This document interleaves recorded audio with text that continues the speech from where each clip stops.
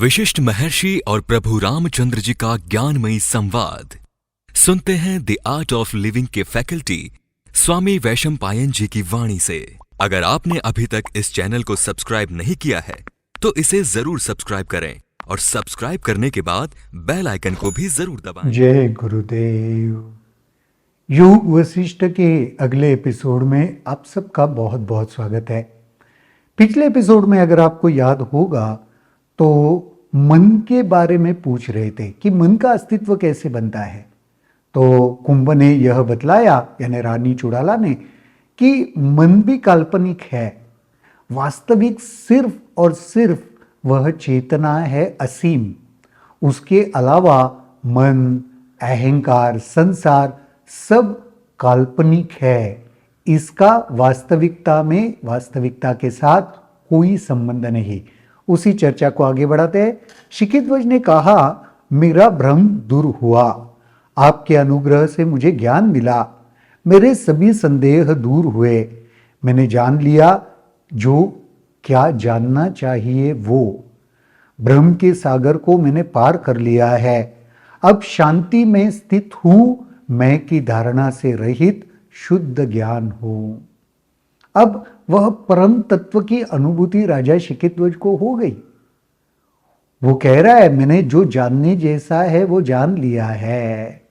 अब मैं शांति में स्थित हूं, अब मुझे कोई हिला नहीं सकता। वही अल्टीमेट उद्देश्य होता है ना, समाधिस्थ होना, आत्मज्ञानी होने का मतलब वही है। उस परम तत्व को जानने जैसा जो कुछ है उसको जान लेना ही आत्मज्ञान में स्थित होना है। कुंभ ने कहा, जब संसार का अस्तित्व ही नहीं तब मैं कहां और आप कहां। अगर संसार ही नहीं है तो फिर आप और मैं कहां, कोई भेद ही नहीं है। अतः अपने अंदर शांति में रहो, किसी संकल्प के बिना कार्य करे और हर क्षण कार्य की उपयुक्तता पर दृष्टि रखे।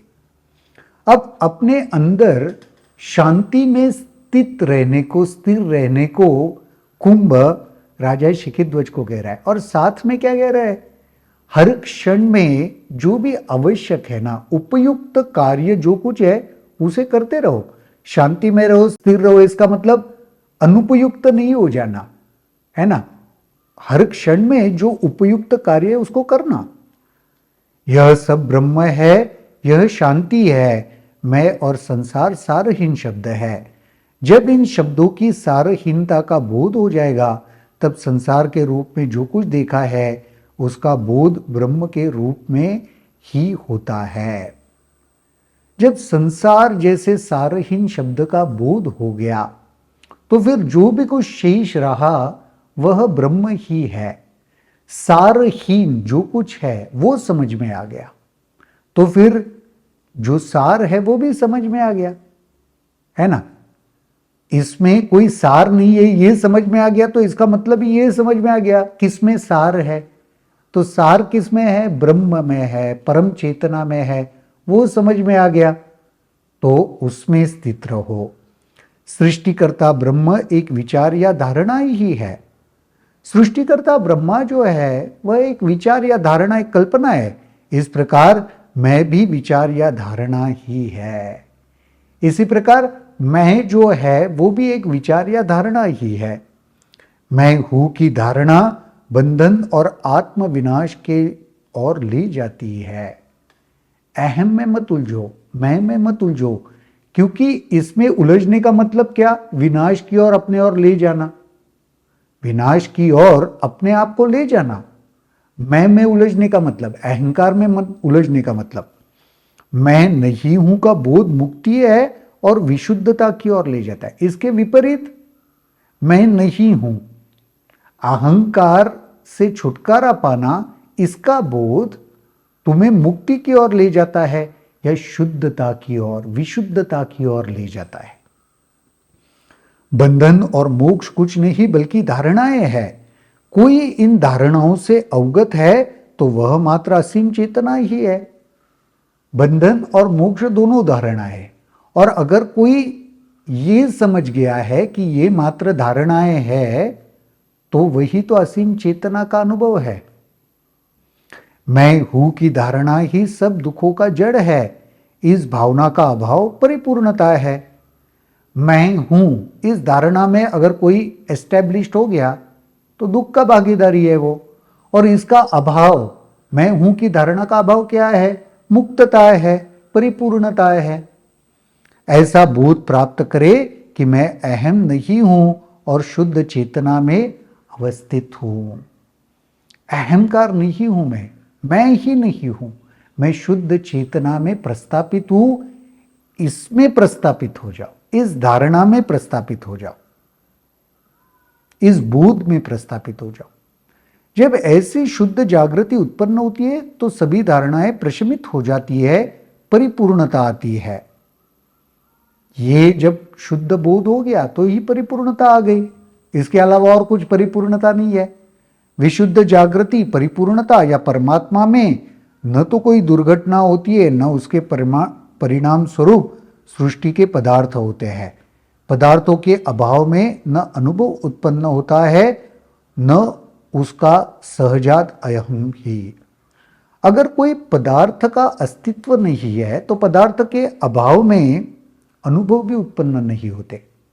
पदार्थों की वजह से अनुभव उत्पन्न होते हैं ना, तो पदार्थ के अनुभव में कोई अनुभव नहीं है, और कोई अनुभव नहीं है तो अहम भी नहीं है। सही बात है। जब अहम अस्तित्व में नहीं होता तो संसार या जन्म मरण का चक्र कहां है? और पदार्थ नहीं है तो अहम नहीं है, अहम नहीं है तो संसार नहीं है, संसार नहीं है तो जन्म और मरण का चक्र कहां है? सब एक दूसरे से जुड़ा है। जब संसार नहीं रहता तब मात्र परम पुरुष शेष रहता है। उसी में ब्रह्मांड उसी प्रकार रहता है जिस प्रकार बिन उकेरे शिला खंड में मूर्ति। अब संसार नहीं है, परम पुरुष सिर्फ शेष है।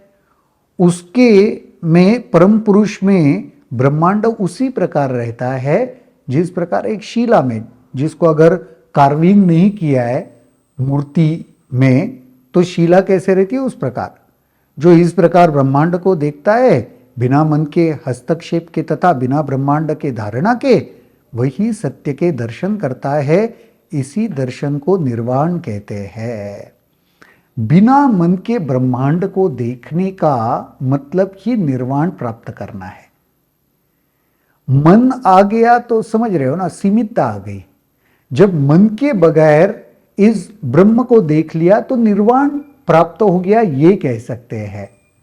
तो जब हम ध्यान में उतरते हैं और मन की स्थिति, मन की वह एक धारणा भी खत्म हो गई, मन का अस्तित्व खत्म हो गया, तो फिर आपने भी निर्वाण प्राप्त कर लिया, यही होगा। जब लहर को अर्थविहीन समझे तो मात्र समुद्र ही सत्ता रहती है। लहर नहीं है, मन नहीं है, तो फिर जो शेष है वह ब्रह्म नहीं है। उसी प्रकार जब सृष्टि को निरर्थक शब्द मान ले तो मात्र ब्रह्म का अस्तित्व रहता है। यह सृष्टि ब्रह्म है, मात्र ब्रह्म ही इस सृष्टि के प्रति जागरूक है। जब सृष्टि का अर्थ छोड़ दिया जाता है तब उसका वास्तविक अर्थ शाश्वत ब्रह्म ही होता है। सृष्टि जो है, संसार है, उसकी अनुपस्थिति जब हो गई, उसका अभाव जब हो गया, तो शेष जो रहा वह ब्रह्म या चेतना ही रहा। वही यहां पे बता रहे। जब कोई ब्रह्म शब्द में अनुसंधान करता है तो सब कुछ उसमें समाविष्ट होता है।